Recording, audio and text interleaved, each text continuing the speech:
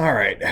So this evening on the Suited Shootist, I wanted to number one hope that the dog next door shuts up, and what I wanted to talk about was something that I had originally planned on writing about in one of my blog posts, but I think that it's equally appropriate to address it here. And what we're talking about is the fact that the other guy gets a vote. What I mean by that is none of the decisions that we make, none of the things that we do take place in a vacuum. There's always outside input or outside perception that has to be taken into consideration. Now, the most obvious iteration of this is going to be in a scenario where you're doing a particular drill, whether it's a draw to first shot or whatever your preferred pistol drill is. The other guy gets a vote because if you are a civilian defender, to kind of take a page from Sherman House, then that means that just by definition you're reacting to somebody else's behavior, somebody else's stimulus. And so if that's the case, then it's pretty obvious. If you're reacting to somebody else has input into what you're doing.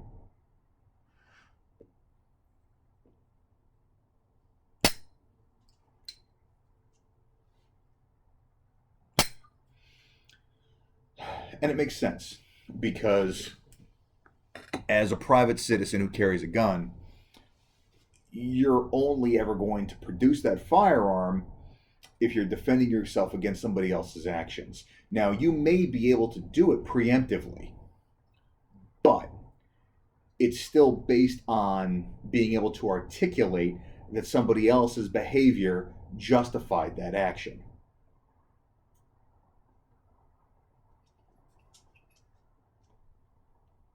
And so, because of that, we have to factor in that a lot of our behaviors are going to be dictated by the behaviors of somebody else.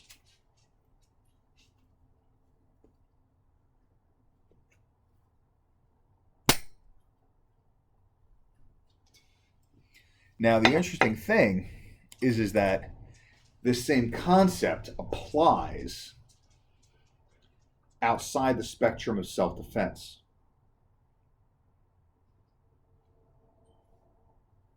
Now, to clarify that, like I said earlier, none of this happens in a vacuum.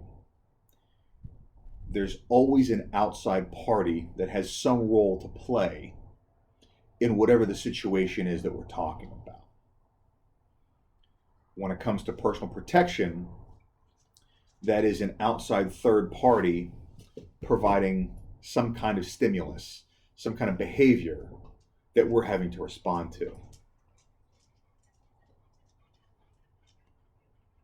But this also applies to perception.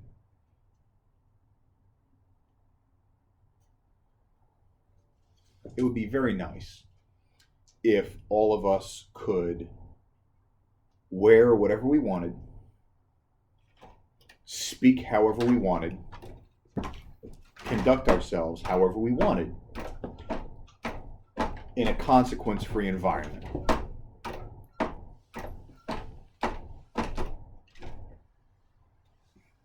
I got 4 dogs running around the house. There's literally nowhere that I can go on this property where they're not going to have some influence, so I apologize for the background noise. Anyways, what I was saying.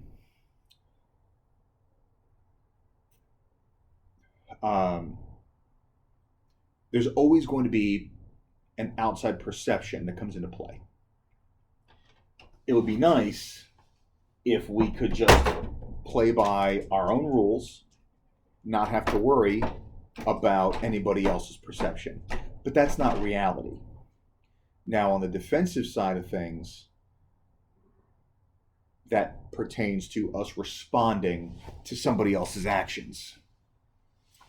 On the social side of things, it's about managing that perception.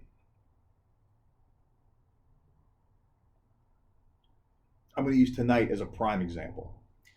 I just came back from meeting some folks at a local restaurant, fairly well-known kind of local celebrity chef, very well established in the local food community, and I managed to connect with some of the folks that work there just because of some of my other interests, cocktails being one of them, and I got invited out to explore, experiment a little bit.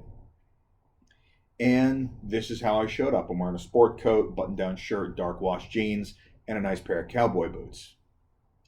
Now, because of that, at least in part, I was able to get away with some stuff.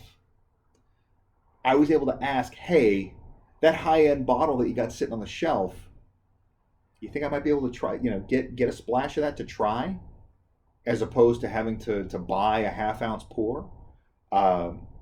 When I was watching the bartenders mix other people's drinks, I was asking questions and like, okay, well here, let me pour you a splash of this to taste.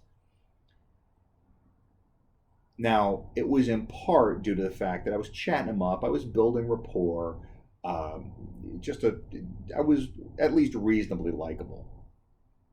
But if I had rolled in a fucking basketball jersey and sneakers,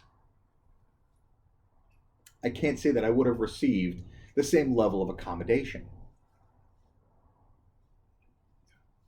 Because the other guy gets a vote. And the unfortunate reality is that other people's perception matters to some degree.